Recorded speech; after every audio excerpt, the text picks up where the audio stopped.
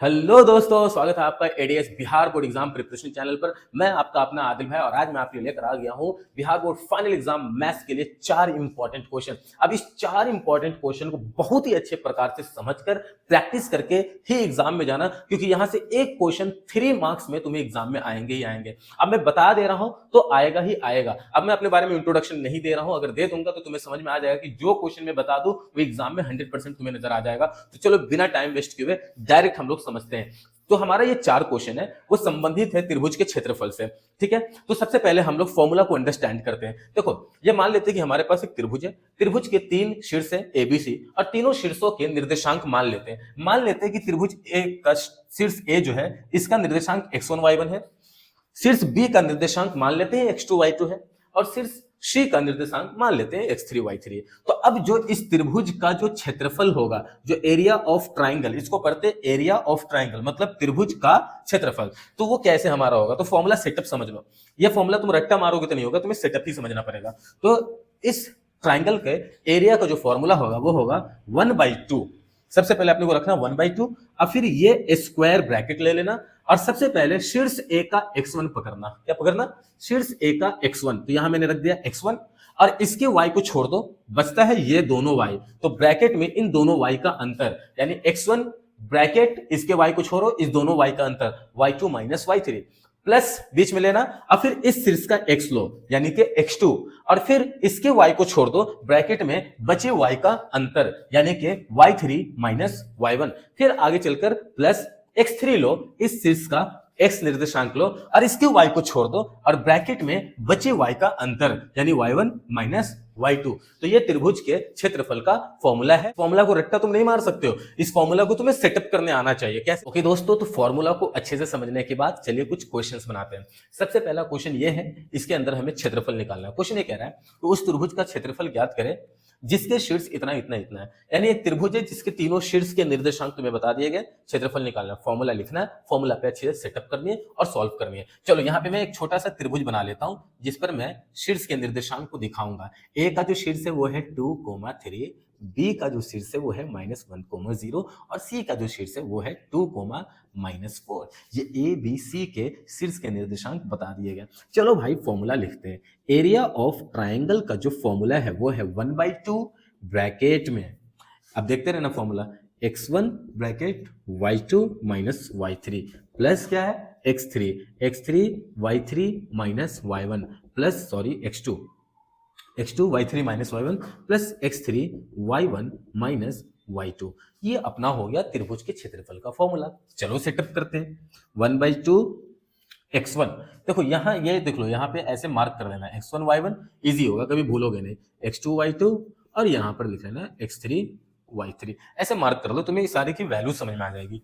x1 देख लो अपने पास 2 है, ब्रैकेट का ब्रैकेट रखो, y2 की जगह रख दो, यहाँ पे देखो 0 है, फिर माइनस का माइनस y3 -4 है। अब बोलेगा सर यहाँ तो फॉर्मूला का माइनस है और फिर y3 माइनस है, तो फिर ये फॉर्मूला का माइनस और इधर जो y3 का माइनस में होगा दोनों लड़ाई करके प्लस हो जाएगा। तो प्लस यहाँ पर लिख दो कितना 4, फिर प्लस क्या अपने पास यहाँ पर x2 की वैल्यू देख भाई -1 है, तो ऐसे लिख देना ब्रैकेट में x2 की वैल्यू -1। ये फॉर्मूला का देखो प्लस, फॉर्मूला का प्लस, x2 का वैल्यू -1, फिर ब्रैकेट का ब्रैकेट y3 कितना अपने पास भाई -4, फिर यहाँ पे फॉर्मूला का माइनस वैसे रहने था, y1 की वैल्यू देख लो 3 है, फिर प्लस x3 कितना अपने पास भाई 2 है, हाँ 2 है, x3 की वैल्यू कितनी हो गई 2, फिर y1 अपने पास है 3, फिर माइनस को वैसे रहने दो एज इट इज, y2 कितना 0। ओके, यहाँ पे फॉर्मूला लिखा, वैल्यू सेट किया, थोड़ा कैलकुलेट करना अच्छे से, हाफ का हाफ रहने दो। अब देखो 0 + 4 कितना होता है 4 होता है, 0 + 4 4 और फिर 4 को 2 से गुना कर दो, कितना हो गया 8। मतलब इतना जोड़ के इन्हें 2 से मल्टीप्लाई कर देवे के है, तो 0 + 4 4 होवत और 4 दूना 8 हो गई। अब यहाँ पर देखो ये दोनों भाई साहब जुड़ जाएगा, -4 -3 कितना हो गया -7, और फिर -7 इंटू हो जाएगा -1 से, तो -7 इंटू -1 प्लस 7 हो जाएगा। उम्मीद कर रहा हूं ये बात समझ रहे हो। देखो यहाँ पे ऐसे समझो, यहां देखो इस साइन को ब्रेक करो, प्लस इंटू माइनस, और यहाँ की जो वैल्यू है -4 -3 7, यहाँ प्लस इंटू माइनस -1 और फिर -4 -3 -7, और ये ब्रैकेट का मतलब है गुना, तो -1 इंटू -7 +7 हो जाएगा। तो यहाँ पे इस पूरे का कैलकुलेट करके अपने को समझ में आया कि इसकी वैल्यू होगी +7। उम्मीद कर रहा हूँ कि ये बात तुम्हें समझ में आ गया होगा। नहीं समझ में आया तो फिर समझा देता हूँ। -4 -3 -7, अब -7 प्लस इंटू माइनस -1, -1 इंटू -1 +7। अब यहाँ पे देखो, प्लस का प्लस, 3 में से 0 जाएगा, 3 ही रहेगा, और 3 को 2 से गुना कर दोगे, 3 गुना 6 हो जाएगा। चलो भाई, सबको जोड़ जाड़ के या हाफ का हाफ रखो, ये स्क्वायर ब्रैकेट को आप मल्टीप्लाई में ले लो, यानी उस ब्रैकेट मींस मल्टीप्लाई, और 8 7 15, 15 5 20 एक 21, एक सब की जोड़ के 21 हो गई। 21, तो 21 एकम 21 बाई 2 वर्ग मात्रक, इतना ही क्षेत्रफल रहेगा। तो इस त्रिभुज का क्षेत्रफल इतना ही रहेगा। उम्मीद करता हूं तुम्हें समझ में आ गया होगा। भाई ऐसा समझा दूंगा ना, तुम्हें दिक्कत नहीं होगा। अब चूंकि एग्जाम है, पढ़ना तो पड़ेगा, एग्जाम तो सामने है, पढ़ना तो पड़ेगा भाई। अब पढ़े या नहीं पढ़े, लेकिन पढ़ना तो पड़ेगा। तो चलो अब इस क्वेश्चन को समझते हैं दोस्त। उस त्रिभुज का क्षेत्रफल ज्ञात करें जिसके शीर्ष इतना इतना इतना है। फॉर्मूला लिखेंगे, वैल्यू सेटअप करेंगे दोस्त। चलो यहाँ पे एक छोटा सा त्रिभुज बना लेता हूं ताकि अपने को कोई दिक्कत ना हो। उसको टॉप पे, शीर्ष पे उसके निर्देशांक दिखा दो, -5 -1, 3 -5, तो लिखेंगे 3 एंड -5, यहाँ लिखेंगे 5, 2। ये तीनों शीर्ष के निर्देशांक हो गए। पहले फॉर्मूला लिखेंगे, फिर वैल्यू सेटअप करेंगे। मैं यहाँ से फॉर्मूला लिखता हूँ। एरिया ऑफ ट्राइंगल का जो फॉर्मूला होता है, half bracket x1 y2 minus y3 plus x2 y3 minus y1 plus x3 y1 minus y2। ये हो गया अपना फॉर्मूला। अब इस फॉर्मूला पे अपन वैल्यू सेट करेंगे। ओके, तो चलो सेट करते हैं। 1/2 रहने दो। x1 की वैल्यू देखो, x1 है अपना -5, तो यहाँ रख लेंगे हम लोग -5। अब तुम्हें दिक्कत ना हो तो यहाँ लिख ले भाई x1 y1, यहाँ लिख ले x2 y2, यहाँ लिख लो x3 y3। दिक्कत लेने का नहीं दोस्त, दिक्कत दे देने का। हाँ, पड़ोसियों को दिक्कत दे दो, दिक्कत लो नहीं। ओके, तो यहाँ पे अपन c अच्छे से लिख देते हैं। ठीक, तो यहाँ पे तीनों शीर्ष के निर्देशांक में हमने मार्किंग भी किया, कौन x1 x2 x3 y3 वगैरह है। तो x1 की वैल्यू -5 है, अपन ने -5 रखा। ब्रैकेट का ब्रैकेट y2 देखो -5, फिर ये वाला माइनस यहाँ फॉर्मूला का एज इट इज माइनस रहेगा। y3 की वैल्यू अपने पास है 2, फिर प्लस x2 जो है अपने पास x2 है 3, तो यहाँ पे रखेंगे 3, ब्रैकेट का ब्रैकेट y3 की वैल्यू है 2 माइनस y1 की वैल्यू -1 है, तो ये माइनस फॉर्मूला का और y1 की वैल्यू भी माइनस में, तो दोनों गुना हो गया, प्लस हो गया, तो y3 यहाँ पे हो जाएगा +1। फिर प्लस x3 है अपने पास कितनी 5, ब्रैकेट में अपन को लेना है y1 -1, फिर माइनस y2 -5 है, तो यहाँ हो जाएगा +5। क्लोज कर दो ब्रैकेट। अब इसको सॉल्व कर लो भाई। देखो यहाँ पे -5 -2 कितना हो जाएगा, -5 -2 -7, अब -7 इंटू -5 +35, यानी इन दोनों को जोड़ लिया तो -5 -2 -7 हो गया। -7 को -5 से गुना किया तो माइनस माइनस प्लस हो जाएगा, 7 5 35, ये हो गया +35। अब यहाँ देखो 2 और 1 3 और 3 3 9, तो ये हो गया अपने को 9। अब देखो 5 में से 1 घट जाएगा, 4 बचेगा, और यहाँ का कैलकुलेशन हो गया 5 में से घटा के 4 बचा, 4 5 20, तो अपन यहाँ ले लिया 20। अब इस सबको जोड़ दो, स्क्वायर ब्रैकेट मल्टीप्लाई में कन्वर्ट हो गया, 20 30 20 50 5 55 5 7 4 64, तो यहाँ आ गया 64। 2 से काटा माटी कर दोगे तो ये 32 बार में कट भी जाएगा, तो 32 वर्ग मात्रक। उम्मीद करता हूं कि बहुत ही अच्छे तरीके से ये दोनों क्वेश्चन तुम्हें समझ में आ गया होगा। देखो भाई, समझना जरूरी है, कैलकुलेशन समझना जरूरी है। मैथ्स के अंदर हर एक छोटी बड़ी बात को समझना पड़ता है। तुमको एक बात को इग्नोर कर दोगे, वीडियो को भगा लोगे, ऐसा हो जाएगा भाई, कुछ नहीं होता है, दिक्कत हो जाती है एग्जाम में। अब बचे हमारे पास ये 2 क्वेश्चन, इसको बहुत अच्छे प्रकार से समझना। ये 2 क्वेश्चन क्षेत्रफल से थोड़ा सा हटके। इस क्वेश्चन में क्या कहा जा रहा है, ये बहुत इंपॉर्टेंट, ये क्वेश्चन और वो क्वेश्चन बहुत इंपॉर्टेंट है। कई कॉम्पिटेटिव एग्जाम में भी पूछा गया, बोर्ड में भी कई बार पूछा गया, और अभी भी पूछे जाने की हाईली चांस है। समझते हो, क्वेश्चन ये कहता है कि बिंदु ये और ये संरेख है। मतलब संरेख कहने का मतलब है कि यहाँ पे 3 बिंदु बताया गया। एक बिंदु अपने को बताया गया है 7, -2, एक बिंदु अपने को बताया गया है 3, k, और एक बिंदु अपने को बताया गया है 5,1, सॉरी दूसरा बिंदु जो है अपने पास वो है 5,1, और तीसरा बिंदु जो है वो है 3,k।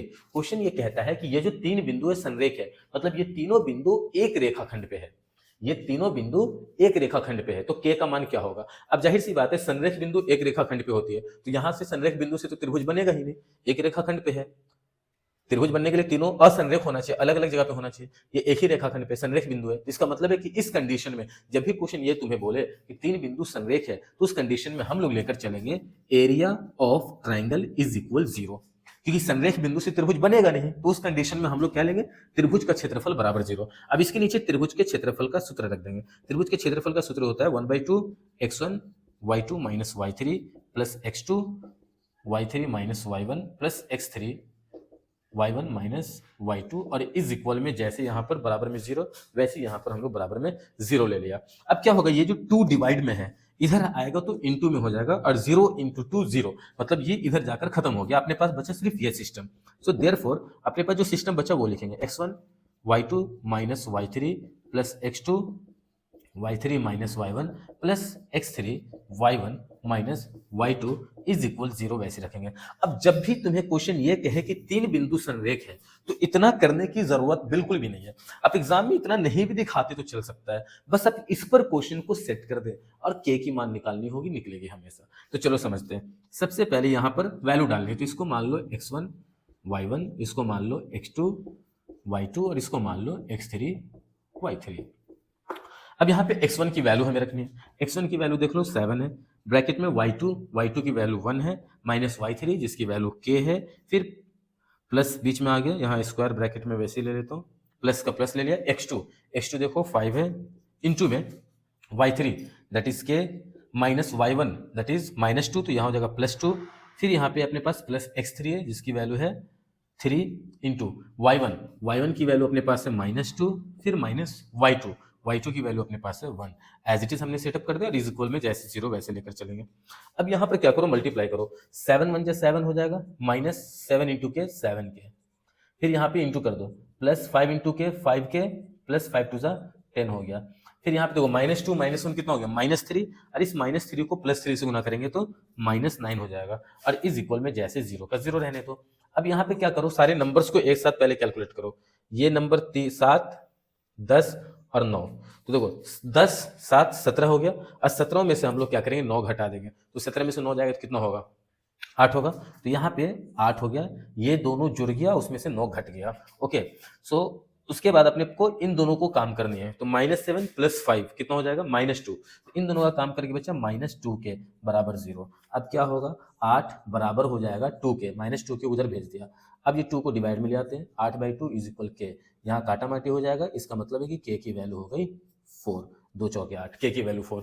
सेम अब यहाँ पे भी इस क्वेश्चन को भी वैसे हम लोग डील करेंगे, तो बहुत अच्छे से प्रैक्टिस करना। अब इस क्वेश्चन को डील करना है तो देखो करना क्या है कि अपने को अब इतना करके दिखाने की जरूरत नहीं है, अपन इस वाले स्टेटमेंट पे क्वेश्चन को सेट कर देंगे।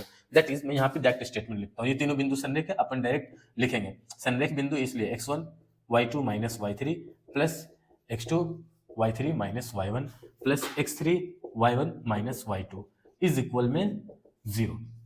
ओके, चलो यहाँ पे वैल्यू सेट करते हैं। x1 की वैल्यू 8 है, 8 रख लिया।